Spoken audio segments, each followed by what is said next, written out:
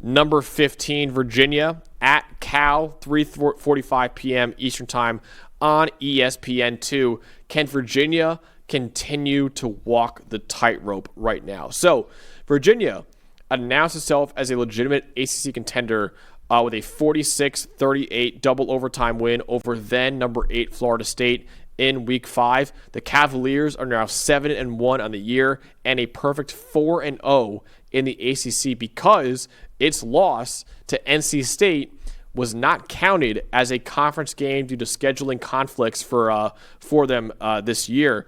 Virginia has a chance to make a run to the ACC title game and crash the college football playoff at 11-1 as its final 4 games are against unranked teams in Cal, Wake Forest, Duke, and Virginia Tech. But it has not been smooth sailing for the Cavaliers this year.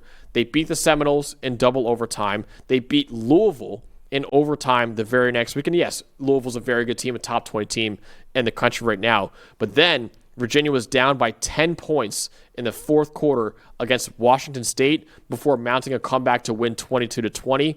And this past week, Virginia needed overtime to beat the Bill Belichick-led North Carolina Tar Heels 17-16. And right now, Virginia, as you see on the screen right there, they're only favored by 4 points as they make a cross-country trip to a 5-3 California team right now. Well, you talk about a tightrope. You're just telling me this game's going to overtime too, right? Probably. Should one of us just call out? They played 3 of them already. Should one of us just call out that this one's going to overtime too? I mean, we should do that in a prediction one time. It's like, I'm taking overtime this one. Oh, I've told Trevor on the NFL show one of these weeks I'm going to call out a tie. You should. I'm going to just for the fun of it. We're just going to call Thankfully, out a tie. it can't happen in college football, but yeah, no, for sure. Yeah, we should call out overtimes more. Like I'm taking a quadruple overtime thriller in this one. Oh, I wonder if there's one of these games where I would do that. Maybe that Navy game. Maybe that's going. That could be. We'll see. I think that might be the closest game of the week. Can't get any closer. Could be than this one overtime. too, though. Boy, Virginia keeps walking a tightrope, but. Keep winning. Keep coming out on the right side of it. Yeah. Right? There's been moments. It's been a season of moments for these Cavaliers, Chandler Morris, Tony Ellett, and these Cavaliers. So they just maybe they have to walk the tightrope again and all the way through. But none of these games, people look at Virginia's schedule and go, oh, that's easy. They should win the rest of those games. But that's why you have to play them because you end up in close games like that. Listen, winning by 1, winning by 100 is still a win. So Virginia's doing that right now, but obviously it's going to be tough this week as a cross-country trip against Cal, who's 5-3 this year. Dalton, you have that Cal offense led by a true freshman phenom at quarterback in Jaron Keafe-Sangapilatelli, but he's been a little bit hot and cold lately. Certainly hot and cold, and that's because he's a high-variance passer with a huge left arm that can make any throw, and I think the big lesson here is Jaron's got, we're going to go with Jaron for short here, just to hear to win, cut some time off of us, we ramble enough, but look, a 93 passing grade on 10-plus yard throws this year. That's the 9th best in the country, Max. He's a vertical passer with a big arm who's trying to get the ball to really a diverse set of weapons he's got, led by Jacob DeJesus there, the UNLV transfer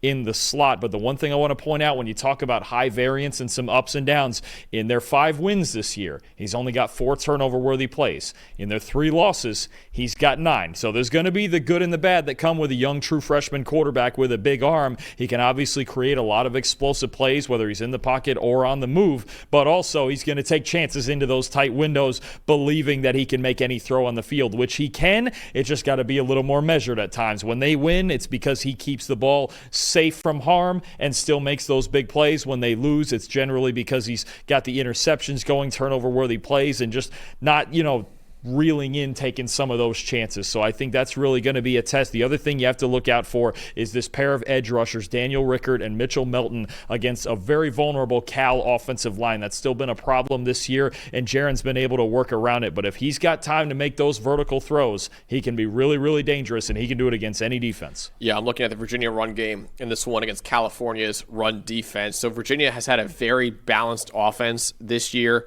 They're capable of winning games with their passing game or their rushing attack. They may rely more on their run game this weekend. Jamari Taylor right now is 7th among all Power 4 running backs with 462 yards after contact this year, and he's 10th in the Power 4 with 35 forced missed tackles. Chandler Morris, meanwhile, is 5th among all Power 4 quarterbacks this year with a 78.1 rushing grade. California's secondary has been elite this year. Right now, the 3rd best coverage grade in college football, but they've been equally bad in run defense. Only a 61.7 team run defense grade right now. Second worst in the Power 4, fourth worst in the entire country. 20% missed tackle rate on runs is the worst rate in the Power 4. And this past week, Virginia Tech ran for 375 yards on Cal in his double overtime victory, averaging 6.8 yards per carry. So Cal better bring the hard hats this week against Jamari Taylor and Chandler Morris and that really talented Virginia run game, or it could be a similar result this week with that Virginia run game. No, absolutely. I think when you look at Morris as a read option threat and just kind of the engine that Jamari Taylor is, and Cal, the struggle's been mostly on the defensive line. Their linebackers, Luke Farrelly and Uluave, both have really cleaned up a lot behind that defensive line that have had some issues there. So Uluave, by the way, is an awesome player. I don't know if you watch him a lot this year. No, he's incredible. He just flies around. I mean, that's really the big thing with him, Cade Uluave. He just flies to the football at all times. 71 total tackles this year. I mean, he's just all over the place. 15 pressures as a pass rusher as well. So I think when you look at this Virginia team, I think they don't want to still put too much on Chandler Morris's plate for the entire game, because Morris can be a gunslinger, and we know under pressure you never know what happens with him there. But let him come through in big moments and really run that offense through Jamari Taylor and through their offensive line that continues to get better. Yeah, shout out ESPN because they did a Heisman preview show last week, actually right before the Virginia Tech game against Cal. And they shouted out some non-quarterbacks that are in the Heisman running right now, and they shouted out Cade Uluave. And hand up, like, I've watched very little of him. I was like, are we really shouting out him right now?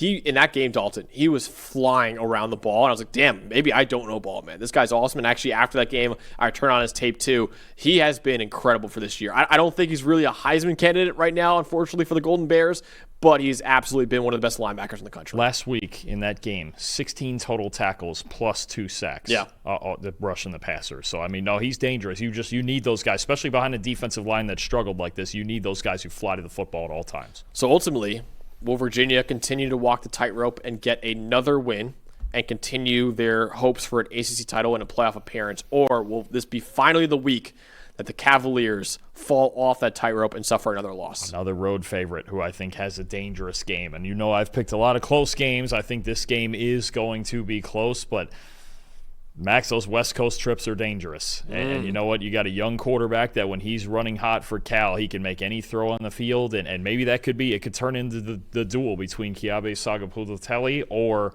Chandler Morris, the two guys going at it, two gunslingers going at it. I'm going to take Cal at home. I think that loss last week really hurt them, taking that East Coast trip, the long flight back. But I think at home, I think they have been walking the tightrope a little bit too much. It would really help them to run the football if they're going to win this game. But I'm going to take Cal and Jaron and all those weapons to get it done. I have it 28-27. I'm copping out with the 1-point win, but I'm going to take Cal winning at home. You want to call overtime or no? No, you can't do a 1 what, point. a fourth overtime game for Virginia would be? Man. I mean, of course it probably would in that case. Well, I guess you could have a 1-point game in overtime, but I'm not going to do that. Go for 2 and you miss it, yeah. I guess, yeah, Carolina last week. Yeah. That's exactly what you could. But no, I'm not going to call it. We'll say regulation for Virginia. Okay. A regulation loss for Virginia this week. I'm going to take Cal at home in the upset. Long trip getting out there to Berkeley. I am going with Virginia to once again walk that tightrope. And I actually have it by 8 points. I actually have Virginia 31-23. I think they're going to win. You're covering all the favorites here. I like a lot of the favorites. You think it's going to be a nice normal week in college football, don't you? I have taken a lot of the favorites. It might come back to bite me, actually, now I'm thinking about it. But I just like Virginia in this one, man. And I think, I actually picked Cal as my upset pick last week, so I was locked into that game against Virginia Tech. Oh, so now you're just mad at them. Well, I am. Well, I was mad at the run defense. Like, dude, they can't figure it out right now. And now you're going against Chandler Morris and Jamari Taylor, who are also a very, very talented run game. I think Virginia's going to run all over the Golden Bears in this one. I know it's a cross-country trip, but I think that Virginia keeps their undefeated conference record alive for another week with a win over Cal. I think they're going to win this game 31-23 over the Golden Bears. I think that run game will be the reason why for the Cavaliers. Do you have overtime or no? You can get an 8-point in overtime. I'll call overtime. Well, you're calling double probably. Yes. You calling double overtime? I'll call double overtime. Or maybe Virginia scores in overtime and immediately goes for 2. It's like we're going for it. That's some strategic thinking right Maybe. there. The double's probably safer. I'll go double. Okay. Double overtime. I'm calling it right now. 4th overtime game for Virginia this year. Jeez, And they just keep winning them. All right, you're calling. You're very much in on the favorites this week. Dangerous living there. It is the dangerous house living. always wins, Max.